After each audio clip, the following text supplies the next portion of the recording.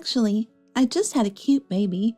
Unlike my sister who's infertile, I managed to get pregnant just fine. My sister, who had eloped with a man a few years ago, had since become completely out of touch. That man was my former fiance. Suddenly, she reached out with news of her childbirth. Her typical behavior of adding unnecessary remarks hasn't changed.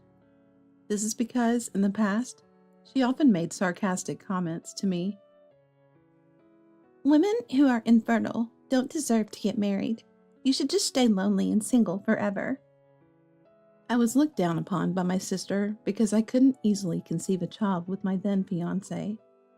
But at that time, I had no idea that my fiance and sister were secretly nurturing their love. Soon after, my sister and my fiance eloped, disappearing from my life. The shock and sadness of that time are something my sister, who easily stole my fiance, could never understand. Now, 4 years later, she suddenly contacted me. I am Natalie. I've been a freelance photographer for 5 years. This year, I turned 33. My work income is finally stable, but I'm still in a state where I can't let my guard down. 4 years ago, when I was at the lowest point in my life due to a shocking event, my husband Kenneth reached out to me. They say love wounds heal intentionally, and now the sadness of being betrayed by my former fiance has completely healed. And to think that even my own sister did the same. In other words, she knew he was my fiance and still took him away. The fact that two people I trusted betrayed me at the same time was enough to mentally corner me while I was still in my 20s. My former fiance Robert and I were high school classmates. I remember him being engrossed in baseball in high school, seemingly distant from romance. At our coming-of-age ceremony, he confessed that he had liked me since high school and asked me out on our way home from the reunion. I was surprised, but accepted, and we had a smooth relationship for nearly 10 years. However, just before our wedding, Robert and my sister Victoria's affair came to light. It started when I found her lipstick in the passenger seat of Robert's car. The day before, my sister had bragged to me about buying a new lipstick, probably leaving it intentionally for me to find. Before that, there were many suspicious things, like her joining our dates coincidentally, and Robert and Victoria's replies to my messages coming simultaneously. Thinking they were mocking me behind my back, I couldn't stop crying in frustration, far from apologizing. You couldn't have kids with Robert, right? It's sad that you wasted his time. An infertile woman doesn't deserve to marry. You should stay lonely and single forever. My sister taunted. Indeed, Robert and I struggled to conceive. Though we were still engaged, we both wanted children soon, and tried multiple times unsuccessfully. I continued to visit the hospital, but Robert grew tired of it and stopped going. During that time, he developed a relationship with my sister. Robert assumed the infertility issue was mine and discussed it with my sister. He often praised her as cute, perhaps targeting her from the beginning. Realizing his feelings, my sister met him several times secretly. Robert said he would have chosen me over you if he met me first. I'm younger and cuter, not infertile, and have a better personality. Are you okay with that? Maybe you should break up soon. My sister, insensitive and cruel, tortured me with her words. She couldn't stand being inferior to me in academics or sports, so she'd been like a devil to me since childhood. The fact that my beloved was secretly seeing my sister, touched me with the same hands, and wasn't serious about our future along with many other things, overwhelmed me to the point of being unable to do anything. As for our parents, they always favored Victoria, who was blessed with good looks. Mom, a former reader model in her 20s with great beauty and style, was adored by Dad, who did whatever Mom wanted and treated me coldly, just like her. Though there was no physical abuse, The blatant difference in their attitudes towards us was heart-wrenching. So when I complained about my sister stealing my fiancé, I knew our parents wouldn't scold Victoria. Now we hardly communicate, and I don't plan to involve them in my life anymore. While I was down, it seems my sister and her partner proceeded with their wedding preparations and disappeared. Since then, their contact information has changed, and they became unreachable. Meanwhile, I worked hard as a photographer. I met my husband, Kenneth, who married me a year ago, financially and emotionally rescued me when I was still freelancing. Natalie, I love your photos the most. He said the words I needed to hear, helping me recover from despair. He supported me through the toughest time of my life, so even though we were newlyweds, I trust him wholeheartedly.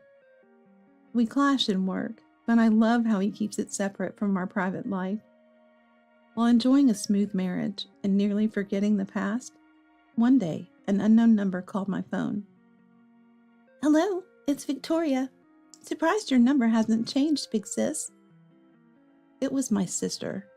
It had been years, and her voice seemed calmer than before, which was somewhat reassuring. But her character remained unchanged, dodging all my questions. I asked repeatedly where she had been and what she'd been doing, but Victoria only talked about what she wanted to say, ending with, "I had a baby. Unlike you, I got pregnant easily. I thought I'd let you know since we're family. Come visit with a gift. I want to meet." She unilaterally gave me her address and date. Though I decided not to get involved, I reflexively took notes. I felt pathetic but wondered if I should show up for my pregnant sister. After the call, I contemplated and decided to discuss it with Kenneth, who knew the situation. After hearing everything, he pondered and then surprised me with his words. "I'll come too. It's a chance to meet your sister, and I'd like to greet her. Actually, there's something I want to check." I was astonished at what he wanted to verify. Though it wasn't confirmed, the possibility made me agree to his coming along. The address was about an hour's drive from our place. On the day, Kenneth had something to attend to, so I went ahead planning to meet her. Driving there, I resolved not to get upset by whatever my sister said. She's been a queen bee since childhood due to our parents' upbringing. Such people don't change overnight, so I've learned to deal with her. As I've grown older, I've found the strength to not let every little thing affect me. You can't sustain yourself if you get emotional about every single thing. Her place was a fancy high-rise apartment. I took the elevator to the given floor and rang the doorbell.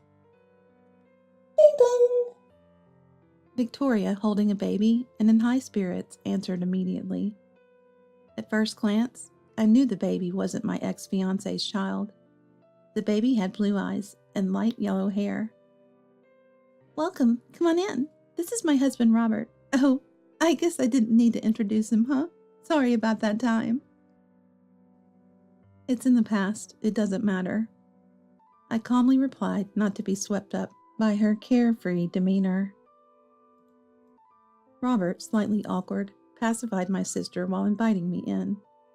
In the living room, "Here, this." I handed her a gift bag, and her face changed. "This is what I wanted. You're surprisingly thoughtful." She tore open the wrapping on the spot, then, seeing the content, grimaced. "What's this color? It's ugly. You have bad taste." She twisted her mouth and carelessly dropped the box on the floor. Robert hurried to pick it up, but I wasn't bothered. "Seems you came alone. Are you still single, sis?" "What?" "I didn't say you had to come alone. You could have brought your husband. You seem still single." "No, I got married a year ago." There was a brief pause, then she taunted further. "Really? Congratulations. But I bet he's unattractive, right? Not earning enough to live in a big high-rise like this. You're over 30 without money, and having kids must be tough. Plus, a husband who lets his wife carry such ugly luggage must have bad taste. What does your husband do?" My sister, gleeful at having someone to belittle, relentlessly looked down on me. Each time, Robert would quietly say, Well, well, or, calm down. his attempts at soothing seemed almost comical. So I stood there emotionless. Then the doorbell rang. Ding dong. Who's that? Go check, will you? Victoria commanded Robert, pointing with her chin while holding the baby, and sent him to the door. Shortly after, Robert returned with someone. It was my husband. Victoria, surprised by the tall man's arrival, scrutinized my husband, who wore sunglasses and a hat. Is this guy your husband, sis? Nice to meet you, but isn't it a bit rude to be late? My husband responded to her sarcasm by removing his accessories. Nice to meet you. Sorry for being late. I'm Natalie's husband, Kenneth. Seeing my husband's face, Victoria started trembling. I had an inkling this would happen. Kenneth is a popular model for a top women's magazine in the country. Lately, he's been appearing more in other media, increasing his personal fame. Wow, Natalie's husband is Kenneth? Robert exclaimed loudly. My husband gave him a stern look. Please refrain from casually using my wife's name. I'm afraid of what kind of person you are, so mind your words. Robert turned pale, but Victoria looked unconvinced. With a resentful glare, she asked me, How did you catch such a wonderful man? You two seem mismatched. I honestly explained that we met at a magazine shoot where I was working as a photographer. Still unsatisfied, she changed the subject. But weren't you infertile, sis? Does your husband know that? I have this cute baby, but you'll never have one. Poor husband. Her face turned red in her triumphant moment. Look at this face. Looks just like Grandpa, right? You must be jealous, she touted. She was so desperate that her spit flew my way, which was unpleasant. Actually, about that, there's something I haven't told you, Victoria. I began quietly. We're not blood related to Grandpa. What? Her disbelief was understandable. Our maternal grandfather was Russian. However, he was our grandmother's second husband and not related to Mom or us. Our real grandfather had died of illness when Mom was young, but this fact was kept from Victoria, who was close to our step-grandfather and had a volatile temperament. So both Victoria and I are pure Americans. It's strange for a child with Russian features to be born to us. Pointing this out, Victoria's face turned blue. At the same time, Robert's face reddened. What do you mean? So this isn't my child? Explain. That's ridiculous. My sister is just making things up. Call Mom, she'll tell you. Victoria protested desperately. Then my husband took out his phone and started dialing. Victoria regained her smug look as if saying, See? Suddenly, there was a noise from the entrance, drawing everyone's attention. Before anyone could check, a young man with Russian features burst in. Alexander! Victoria shouted, then quickly covered her mouth, but it was too late. Who are you? Don't tell me you're... Robert raised his arm at Victoria. My husband quickly intervened. I understand how you feel, but the baby is frightened. Let's calm down and talk. Robert lowered his arm and sat on the sofa, looking defeated. We all sat nearby, beginning our discussion. Kenneth had been close friends with the model Alexander for about 10 years. About 6 months ago, Alexander confided in Kenneth that he might have been a victim of marriage fraud. Kenneth had a hunch he'd seen the woman in a photo Alexander showed him before. Remembering her from a family photo I had shown him when we started dating, Kenneth, reluctant to accept it, decided to verify the truth for his friend's sake. Caught off guard by her earlier slip, Victoria had no good excuse and looked down for a while, eventually as if giving up. Yes, the baby isn't Robert's, she murmured. Why did you betray me? Cheating is the worst thing you could do, Robert shouted. I thought it was ironic he could be so angry after doing the same to me, but at that moment, it didn't matter. My strong-willed sister retorted to his yelling. It's your fault we couldn't have kids. I kept quiet about it, but what's with that attitude? Indeed, neither my sister nor I could have children with Robert because the issue was with him. However, my sister had mocked me relentlessly as an infertile woman, so I guess she couldn't admit it. Desperate for a child, my sister used a matching site to meet Alexander, hoping for a cute, half-faced baby. She convinced Robert that the baby had inherited our grandfather's traits. Logically, it's a stretch to think a baby with Russian features would suddenly be born to an American-faced sister and her American mother. Moreover, it seems she made marriage-like statements to Alexander when they met. Alexander, believing they were dating with marriage in mind, cooperated with her desire for a child. At that time, Alexander was also suspicious because his sister had stipulated they only go on dates for a few hours during the day, and that he could not leave the house on weekends due to family commitments. He even lent her money, despite suspecting something off due to her conditions about meeting during the day and never on weekends. Alexander is deeply hurt by this. We're going to see a lawyer about it, my husband said. At that, my sister and her husband stood up. Stop it. I didn't mean to deceive. It's all because of my husband's issues. It's not my fault. Cheating and then saying that? You did this behind my back. It's got nothing to do with me. Cut the crap already. The two started a disgraceful argument, oblivious to their child nearby.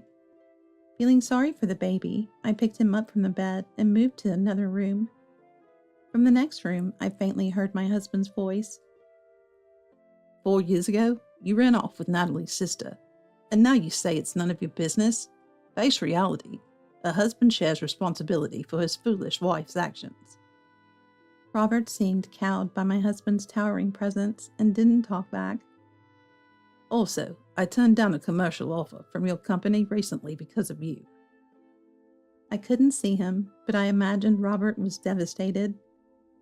He was ambitious, and this would surely affect his career and morale. Leaving the confused and depressed couple, we left the house with Alexander. Worried about the baby, but knowing my sister who loves children would take care of him, my husband went with Alexander to the lawyer's office. The lawyer was sympathetic, and they smoothly proceeded with the procedures. They decided to sue my sister for marriage fraud, asking for a settlement and monthly visitation rights for the child. I have no feelings for Victoria anymore, but I still love the child, Alexander said sadly, a look I still remember. Half a year later, Alexander confirmed he was receiving the settlement on time.